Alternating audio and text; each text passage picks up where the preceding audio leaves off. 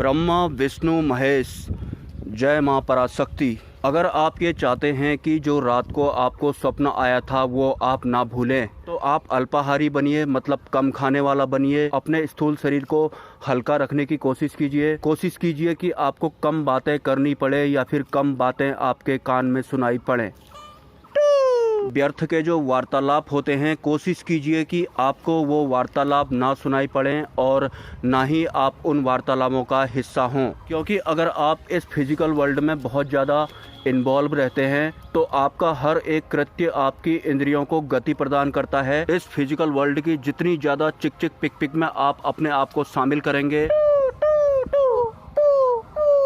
तो नींद आने के बाद भी इस वर्ल्ड की जो स्टोरेज आपने अपने भीतर एकत्रित की हुई है, आपका मस्तिष्क या फिर आपका मन उसी में उलझा रहेगा या फिर नींद में भी उसके ऊपर ही काम करता रहेगा। क्योंकि हमारे दिमाग को एक टॉपिक चाहिए होता है और हमारा मन उस टॉपिक को ब्रॉड लेवल पे ले जाने का काम करता है। तो आपको अपने दिमाग में फालतू की स्टोरेज जमा करके नहीं रखनी है, स्पेशली अगर आप सूक्ष्म जगत की यात्रा करना चाहते हैं। अगर आप अल्पाहारी होते हैं, कम बात करने वाले होते हैं, कम सुनने वाले होते हैं और इस फिजिकल वर्ल्ड में कम इन्वॉल्व रहने वाले होते हैं, तो यकीनन उसके बाद जो भी स्वप्न आपको आएंगे आप उन स्वप्न को नहीं भूलेंगे। अचानक से अगर आप इस फिजिकल वर्ल्ड से कनेक्शन काट देते हैं या फिर उतना ही कनेक्शन रखते हैं जितने में आप ठीक ठाक तरीके से इस फिजिकल वर्ल्ड में सर्वाइव कर पाते हैं, तो यकीनन जिन भी लोगों से आज तक आप डेली मिला करते थे, या फिर यंगस्टर्स की बात करूं जिनके साथ आप डेली सिगरेट पिया करते थे, किसी रेस्टोरेंट में आप बियर पिया करते थे या फिर एपी पिया करते थे, स्टिंग पिया करते थे और उस दौरान आप जो मन में आया वो बोल दिया करते थे, तो अचानक से अगर आप उस ग्रुप का हिस्सा होना बंद कर देते हैं तो यकीनन जितने भी आपके 4-5 ग्रुप मेंबर होंगे वो आपके विरोधी जैसे हो जाएंगे।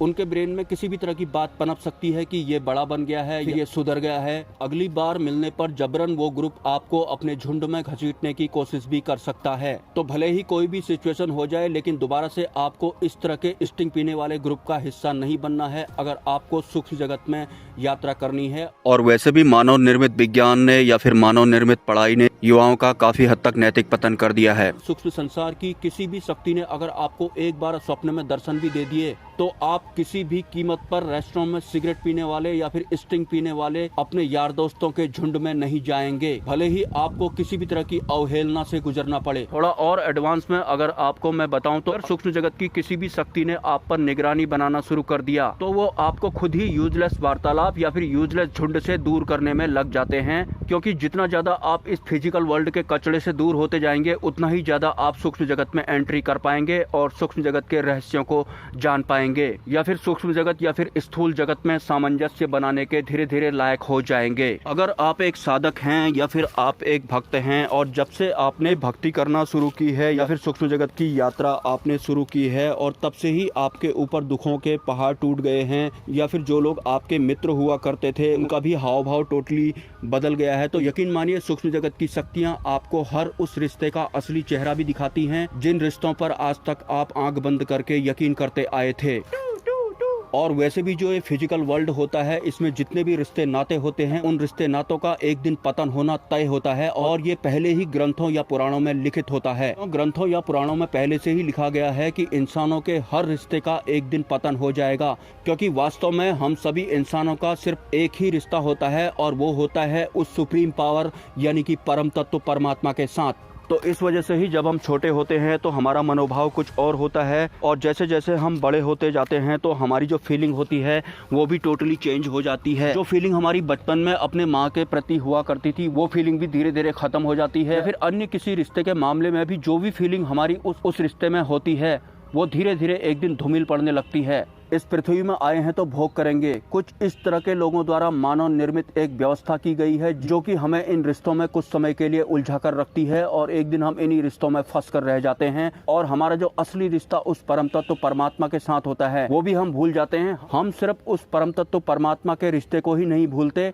हमें तो अपने सूक्ष्म शरीर का भी ज्ञान नहीं होता और अगर कभी हम मंत्र जप करके या फिर ध्यान साधना करके अपने सूक्ष्म शरीर को अलग अवस्था में देखते हैं तो हमें अपने ही सूक्ष्म शरीर से भय लगने लगता है। जबकि ध्यान की अवस्था में या फिर मंत्र जप करने के बाद या फिर स्वप्न में जब भी हम अपने आप को अलग से देख पाते हैं तो ये इस बात की पुष्टि करता है कि हमारे स्थूल शरीर अलग है और हमारा सूक्ष्म शरीर बिल्कुल अलग है। और हमें हमारा सूक्ष्म शरीर का ज्ञान तभी होगा जब हम बाहर को देखना बंद करेंगे, अपने भीतर को झांकना शुरू करेंगे। लेकिन इस फिजिकल वर्ल्ड में सर्वाइव करने की वजह से हम हमेशा इस फिजिकल वर्ल्ड में ही देखते रहते हैं, या फिर कोई सवाल भी अगर हमारे भीतर पनपता है तो हम उसका जवाब भी बाहर को ही ढूंढने लगते हैं। जबकि इस ब्रह्मांड का हर रहस्य या फिर हर देवी देवता या फिर हर ग्रंथ पुराण हमारे भीतर ही समाया होता है, हमारे भीतर से ही उसकी उत्पत्ति होती है। जरूरत सिर्फ इतनी होती है कि हमें अपने भीतर को झांकना होता है और अपनी मलिनताएं खत्म करनी होती हैं और अपने स्तर को उच्चतम स्तर तक पहुंचाते रहना होता है। तब जाकर इन ग्रंथों के या फिर इन पुराणों के या फिर इन शास्त्रों के मूल सत्य स्वतः ही हमें